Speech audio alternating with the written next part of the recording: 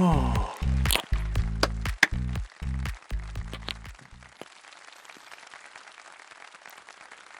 Oh, welcome back to the evening queue. Everyone, how y'all feeling? Excellent. I'm glad I'm here. Yeah, I'm in we got our little makeshift recording studio. Yeah, we got to put up a bunch of curtains and shit. A sofa. Got to clip all the curtains to the rods up there, so yeah, this is a nice place to do sit-down comedy, hey? We're here. We got our two cameras. Beautiful. Well, guys, I got a certain subject that I want to talk about tonight. Of course, I have a very personal relationship with it, obviously, and that's Black History Month. Yeah, now you're probably asking, why do you have a special relationship with Black History Month? You're not even black. You're wrong. No. No, I'm what they call mulatto. Yeah, right down the middle. Milk chocolate. So yeah, my mom's black. So anyway, this month of February has a lot of beautiful tributes to many prominent African American figures, obviously, and historical icons that have paved the way for black people today and will continue to have a lasting impact on the black people of the future. Now, I know most of you are probably thinking, but Mischa, it's already March. We're on to White History Month now, just like next month, and the month after that, and the month after that. Yeah, that's right, every month's White History Month, right?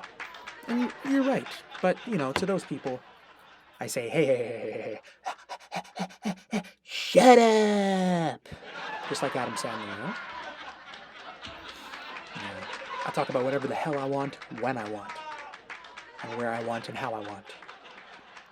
I talk about Thanksgiving in April, Easter in July, because there's never a bad time to stuff your face and yell at your family with no repercussions, right?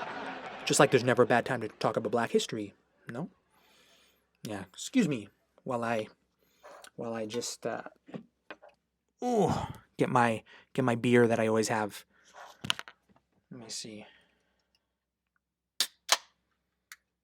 This time it's actually beer. It's actually beer because we're not in the car this time. So this is acceptable. Cheers. Excuse me.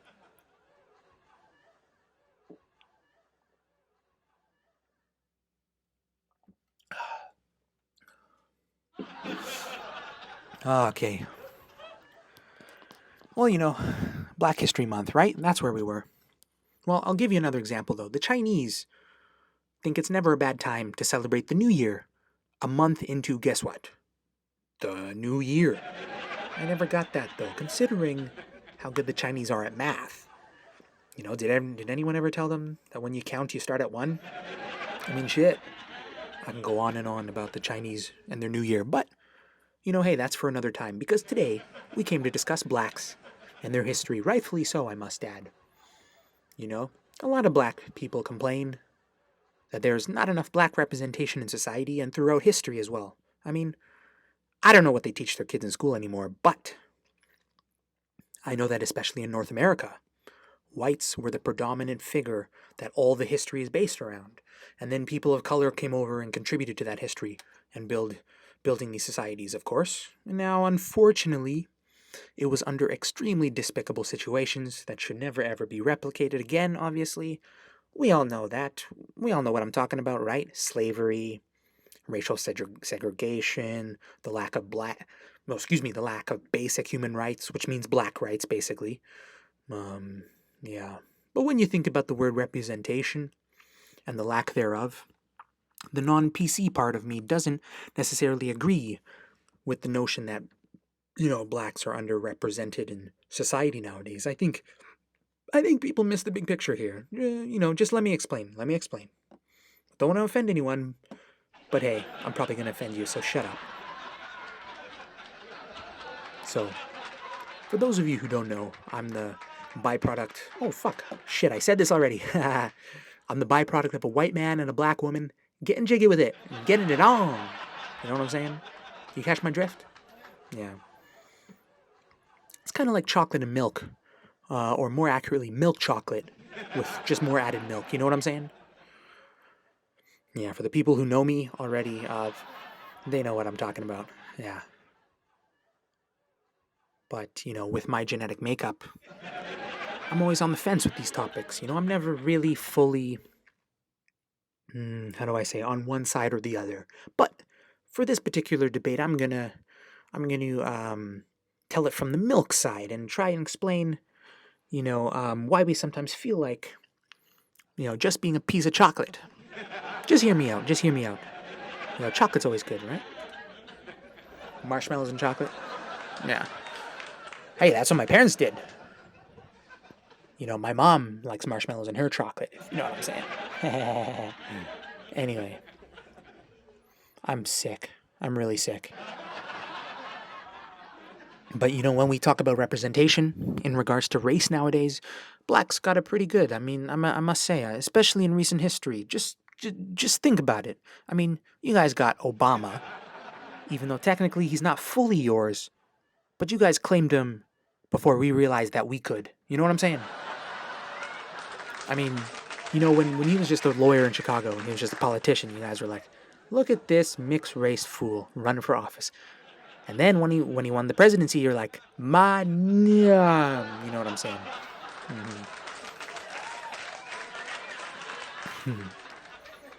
But see, we didn't know that we were eligible to claim him at first, right? Until he became president. Then we're like, ah, shit. So instead we had to claim Trump. That's just how it goes sometimes. And then also Bush before that, Clinton. Although, hey, let's be honest, Clinton is a boss. Boss.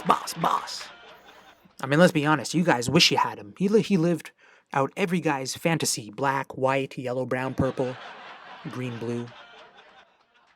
And he did it while running the damn country, for God's sake. Let's look at another example. Let's turn to the arts. Blacks got all the coolest representatives. You know what I'm talking about? I mean, King Kong ain't got shit on me. D to the W, Denzel Washington, man. I'm tired of all these motherfucking snakes on this motherfucking plane. Samuel L., baby. Samuel L. Jackson, baby. We would kill to have your representatives. Don't freak out now. Don't freak out. I didn't mean it literally. Don't worry, there's no cops here. There's no cops. I'm just joking. We wouldn't kill for your representation, you know what I'm saying? I mean, the cops would, but, hey. So much positive representation, man. This is proof that society is evolving. Whites are accused of sexual assault and blacks are getting all the good movie parts. Now that's what I call progress. Progress. Progress, baby. We're changing the world one movie at a time, baby. You can't expect change to happen overnight, though. I mean, it takes time to change things, especially when you're dealing with race.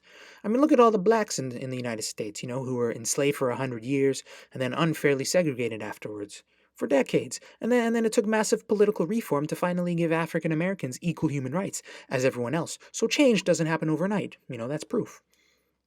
But when I look at the history of blacks, not just in the States but around the world, I think I would have been a good slave. Yeah, for sure. I think I would have. No. I'm not saying that slavery was good. Absolutely not. I'm just saying I think I would have survived, considering my hybrid genetics. I just imagine myself being beaten, but also being invited to the dinner table at the end of the day. Do you ever get that feeling? I'll just explain what I mean. Just picture me in the 1800s in southern Georgia, the heart of the plantations. And I'm working in the fields, and my owner is watching over us while we pick his fields, his cotton fields. And you know how slaves always got punished for stealing from the fields and taking it back to their families, for a little extra money or something. As a hybrid, I could just play the race card, right? But in the other direction. I play my white card. You know what the white card is? Yeah? No, okay, well, hey, I'll explain it. I'll explain it to you. Like my owner would catch me slipping some cotton in my pocket, and he'd be like, "Boy, get that shit out of your pocket. Come over here for me to give you a good old ass whipping. Come here, boy." But because I have a white dad, I could come back with, "Oh, I'm sorry, sir. It's for my dad, master." He told me he needed some from my mama to make us sweaters for Christmas. We needed some cotton for mama. Cotton for mama. I'm so sorry, sir. That's how. Yeah, that's how I imagine that interaction going. Yeah.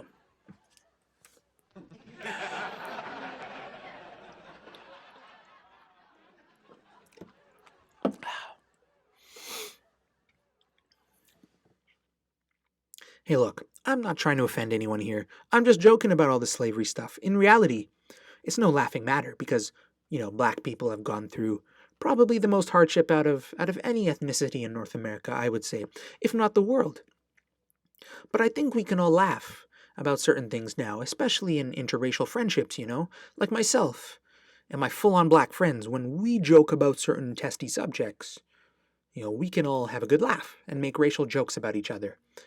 He can be like, "Oh man, you're not gonna beat me with your whip, are you?" And I can be like, "Well, just don't steal my car." You nice guy. Yeah, you nice guy. Because I can't call him, not even during Black History Month. That's right. Anyway, guys, that's all I got for today. For tonight. See ya next time. Ciao. Hope you enjoyed. Coming all the way from Canada. Keep on traveling all the world. To bring to you right here, this rap. Live from T-Dot. In the 416. You know how we do. Up north. You know how we do up north. Up late, all night working in the studio.